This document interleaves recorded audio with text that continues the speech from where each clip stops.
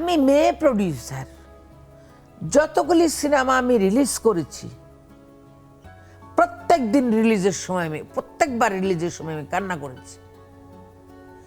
সবাই ইন্ডাস্ট্রির একদিকে, আমি একটা মেয়ে।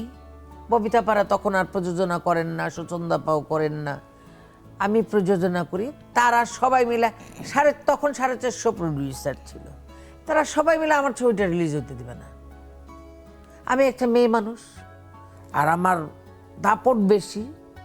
আমি যারে তারে যা তা কই, যারে তারে ধরে মাইট দিই, এই যে এইসব ব্যাপার না, এই জন্য ধরো তারা খুব মানে অনেক ডিস্টার্ব করেছে আমার ছবি রিলিজ।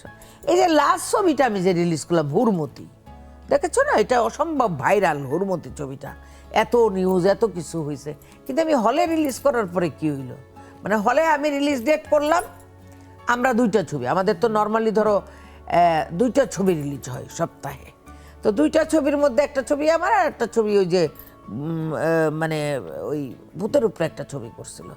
ভূতের উপরে না, মানে একটা মেয়ে ইয়ের মধ্যে আসে, ওই ছবিটার নাম আমি ঠিক ভুলে গেছি। যাই হোক, আমরা 2জন আছি।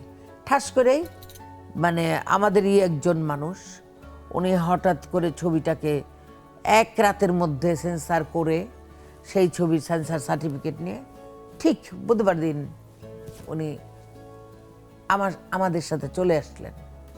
আর ন্যাচারালি তার যে পাওয়ার, সে চেষ্টা করলো আমি যেন ছবিটা কোনোভাবেই রিলিজ করতে না পারি। আর আমিও জিদ ধরলাম, একটা হলে লাগলে একটা পর্দা টানাবো, টানায় মানুষের মাগনা দেখাবো, তাও ছবি চালাবো। আমি 3টা হলে, অনলি 3 হল পেয়েছিলাম, এই 3টা হলে আমি ছবিটা চালিয়েছি, আর সে সব হলগুলি নিয়ে গেছে। এই যে ব্যাপারটা, হ্যাঁ আপনি পারবেন, কারণ আপনি দুর্ধর্ষ পামেলা, আপনি কুখ্যাত জরিনা। আসলে আপনার ওখানে তো সেন্ট্রাল ক্যারেক্টার আসলে আপনি। তো আপনার কথা যে শুনে যেটা মনে হলো যে ইন্ডাস্ট্রিতে মেয়েদের জন্য খুব টাফ সারভাইভ করা, কাজ করা, বিশেষ করে প্রোডিউস করে একটা ছবি রিলিজ দেয়া, ডিস্ট্রিবিউশন, তোমার যে একটা জায়গা, এইটা ওনারা কখনোই মেনে নিতে পারেন না। মানে সব জায়গায় দেখবা মেয়েরা কোনো কিছু করুক, মেয়েরা এগিয়ে যাক, মেয়েদের কোনো কিছু হোক, এইটা যেন আমাদের দেশের ছেলেরা মানে খুব সুন্দরভাবে নিতে পারেন না। না নিতে পারার কারণটা কি মনে হয় আপা আপনার, বলেন তো? ওই যে আমরা শুরু থেকেই শুনে আসছি, এইটা তো ধরো জন্মের পর থেকে হয়ে আসে। আমার কাছে মনে হয় কি আপা, এটা একটা ইনসিকিউরিটিতে ভুগে। ছেলেরা মনে করে আমরা ছেলে, আমরা সব পারি, কিন্তু একটা মেয়ে যে তার চাইতেও একাধিক কাজ করতে পারে, তার চাইতে আরো বেশি পরিশ্রমী, একই সাথে এট এ টাইম কিন্তু একটা মেয়ে অনেক কাজ করে। তো এটা আমার মনে হয় আমাদের ছেলেরা, পুরুষরা আসলে এই পুরুষতান্ত্রিক সমাজ বলি কিংবা যাই বলি, পুরুষতান্ত্রিক সমাজ আমাকে বলতেই হবে, আমরা ডমিনেট হচ্ছি, পুরুষশাসিত সমাজেই তো আমরা আছি। হ্যাঁ, আমরা ডমিনেট হচ্ছি, আমরা বাসায় হচ্ছি, আমরা কিন্তু ম্যানেজ করে কাজ করছি, সারা জনম খালি ম্যানেজ করতে করতেই গেল। হ্যাঁ, ম্যানেজ। তারপর তুমি যদি একটা জিনিস চিন্তা করো, আমরা মেয়েদের কিন্তু নিজস্ব কোনো বাড়ি নাই, জানো এটা? না, অবশ্যই না। মেয়েদের শ্বশুর বাড়িটা বলে যে তোমার বাড়ি, শ্বশুর বাপের বাড়ি, কিছু হইলে বাপে কয় বাড়িতে বেড়ে যা। হ্যাঁ, এরপরে হইলো গিয়া স্বামীর বাড়ি, স্বামীও কিছু হইলে কয় তরে কিন্তু লাত্তি দিয়ে বাড়ির থেকে বাই করে দিন। এরপরে ধরো আসো ছেলে মেয়ে যাদের কাছে থাকবেন উনি, তারাও বলে ভালো না লাগলে বাড়ির থেকে বাইরিয়ে যাও। এই যে মেয়েদের কি নিজস্ব একটা বাড়ি হবে না?